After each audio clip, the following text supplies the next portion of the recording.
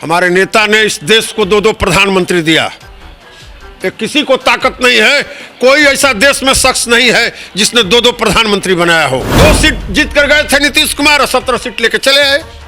Cylinder कर दिए थे कि नहीं कर दिए थे? वो सिलेंडर कर दिए थे।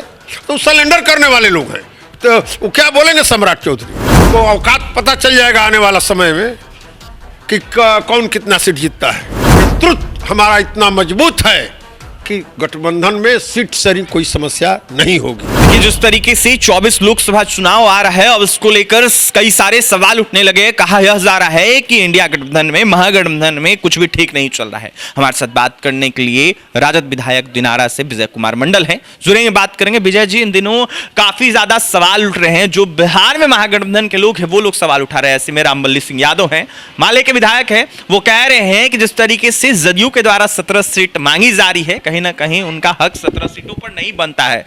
कैसे देखते हैं इसको और क्या कहिएगा सीट शेयरिंग को? हमारे नेता इसमें सक्षम है।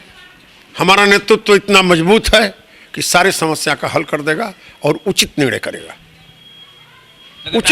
उचित निर्णय करेगा। लगातार कहा जा रहा है कि सीट शेयरिंग को लेकर कुछ भी ठीक नहीं चल रहा है, टूट भी सकता है महागठबंधन। नहीं, हमारे नेता त्यागी हैं। हमारे नेता ने इस देश को 2-2 प्रधानमंत्री दिया। ये किसी को ताकत नहीं है, कोई ऐसा देश में शख्स नहीं है जिसने 2-2 प्रधानमंत्री बनाया हो। हमारे नेता ने गुजराल साहब को और देवगौड़ा साहब को देश का प्रधानमंत्री बनाने का काम किया, बीपीसी को प्रधानमंत्री बनाने का काम किया। 3-3 प्रधानमंत्री देने वाला हमारे नेता हैं लालू प्रसाद, और लालू प्रसाद पर बिहार के गरीबों, दलितों, पिछड़ों, शोषितों, वंचितों का पूरा विश्वास है। और नेतृत्व हमारा इतना मजबूत है कि गठबंधन में सीट शेयरिंग कोई समस्या नहीं होगी। जदयू के नेताओं के द्वारा, मंत्रियों के द्वारा कहा जा रहा है कि 17 सीट पर हम लोग चुनाव लड़े थे, 16 सीट पर हम लोगों ने जीत पाई थी, ऐसे में 17 सीट हमें चाहिए फिर से। वो 17 सीट पर लड़े थे, इसमें कोई टिप्पणी की बात नहीं है।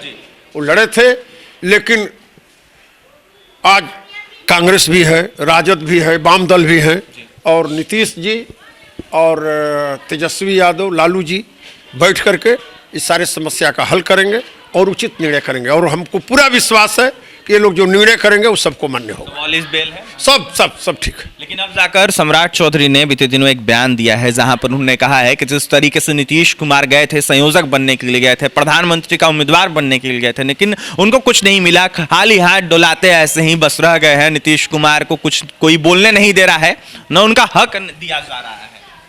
सम्राट चौधरी जी को पिछला इतिहास याद करना चाहिए। पिछला बार जब गठबंधन हुआ था, नीतीश जी 2 सीट जीते थे, और जब नीतीश जी गए तो 17 सीट दिए थे। 17 सिलेंडर बोल दिए थे। उस सिलेंडर बोलने वाले लोग हैं, सत्ता के लिए कहीं गिरने वाले लोग हैं, वो कहीं गिर सकते हैं। वो क्या बात करेंगे? 2 सीट जीत कर गए थे नीतीश कुमार और 17 सीट लेके चले आए। सिलेंडर कर दिए थे कि नहीं कर दिए थे? वो सिलेंडर कर दिए थे। तो सिलेंडर करने वाले लोग हैं, तो वो क्या बोलेंगे सम्राट चौधरी? उनकी वहाँ क्या हैसियत है?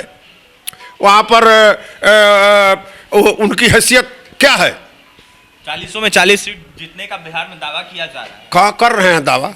वो कर रहे हैं दावा। उनको औकात पता चल जाएगा आने वाला समय में कि कौन कितना सीट जीतता है।